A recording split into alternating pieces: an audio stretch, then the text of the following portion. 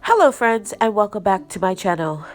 So I don't know about you, but I am still trying to get everything stored away, stocked up, and preserved from my garden this year. It was not as good as it has been in previous years, like I said in the last video on my updated garden tour.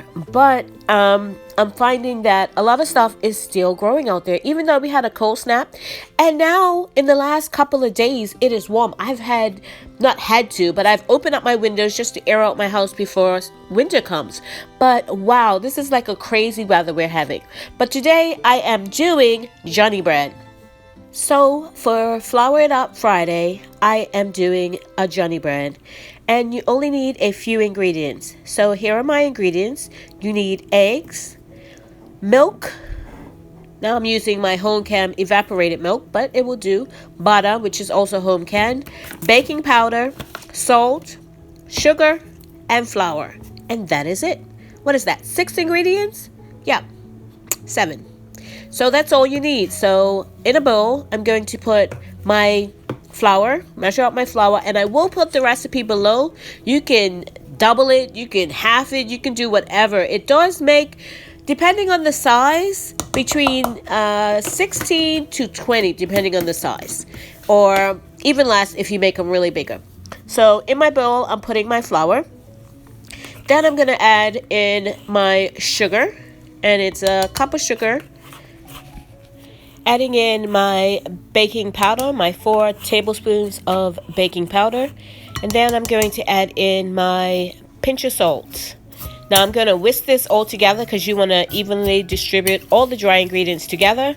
And because my sugar was lumpy, I should have just sifted my sugar into my flour when I measured it out, but I didn't. So I actually had to go back because I couldn't whisk those lumps out. I actually went back and sifted everything. So here it is, already sifted. And in my measuring cup, I have my milk and my 2 eggs. And it's half a cup of milk and 2 eggs. And then I also melted my butter in a separate measuring cup. So here's my melted butter. And I'm just going to add all that together with my dry ingredients.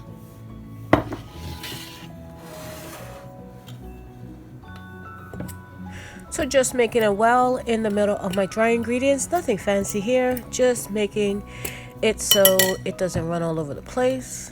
In goes my eggs and my milk. And then I'm going to add my butter right in there with my eggs and my milk right in the center.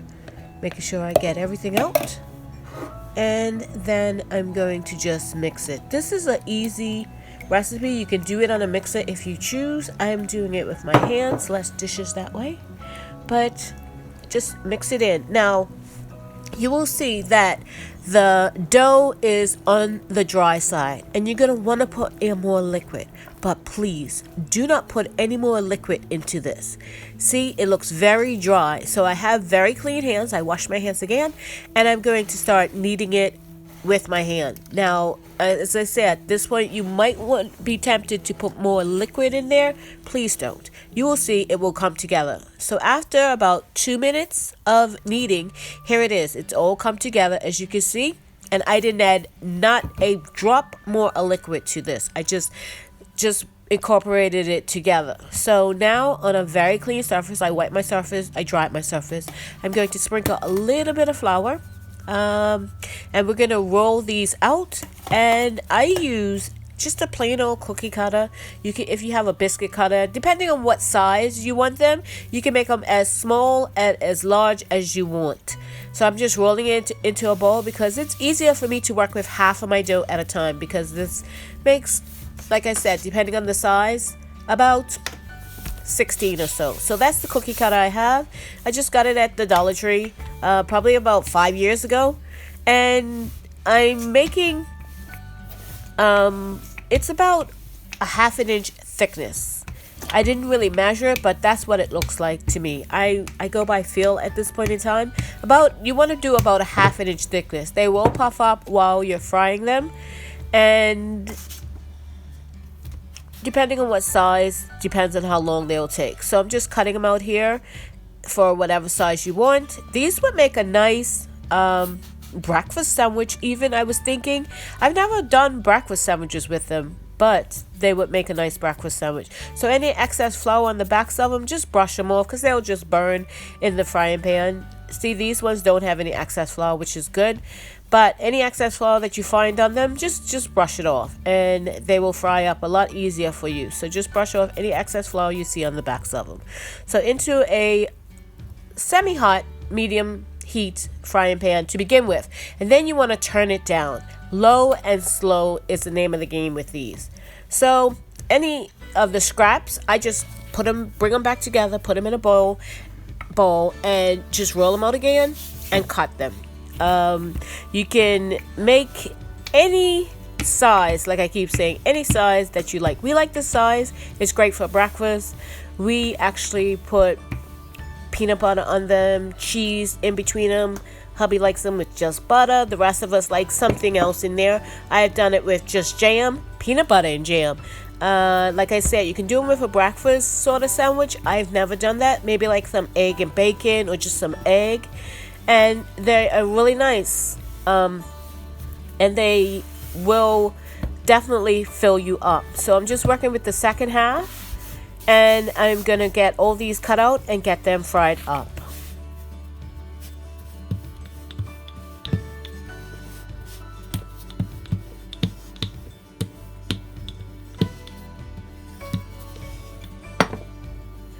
So the first side is done, and depending on the size, it will depend on how long they take per side. This was about 8 minutes, like I said, low and slow, and I'm just going to flip them over and let them cook on the second side. So here it is, all fried up, and I did cut mine in half. I'm going to put some butter on mine, and I like to eat mine with cheese. And I just had some Swiss cheese in the fridge, and that's what I'm going to use today. So just a couple of pieces of cheese on it, and that's the way I'm going to eat mine. And I will say it does puff up a little bit. It's probably about, I say probably about an inch thick now that it's fried, and this tastes delicious. I have been wanting Johnny bread for a little bit now, and I said, why not? Let's just do it today. So this usually we eat for breakfast, but you can do it for lunch. You could do it probably for dinner, but one thing, it does freeze very well. So this is how I freeze them. I do reuse my wax paper. Yes, I do. And here they are, and they freeze really well. So I just wrap them in wax paper, so when I take them out, they will be individually wrapped. I don't have to pull them apart or anything like that. I'm not sure how long they last in the freezer, but they don't last very long in my house. So a little note about freezing, I do freeze them unfried. They're not raw when I do freeze them, and when I do go to eat them or fry them up, I defrost them first in the fridge, and then when I fry them, they don't puff up as much as if I was doing them from fresh. So just note that. And these two that you're seeing here are probably about maybe 6 months old in the freezer. So that they at least last that long, if not longer, because these actually got a little lost in my unorganized freezer. Thank you so much for watching. If you haven't subscribed, please subscribe and click that notification bell to be notified when I upload videos.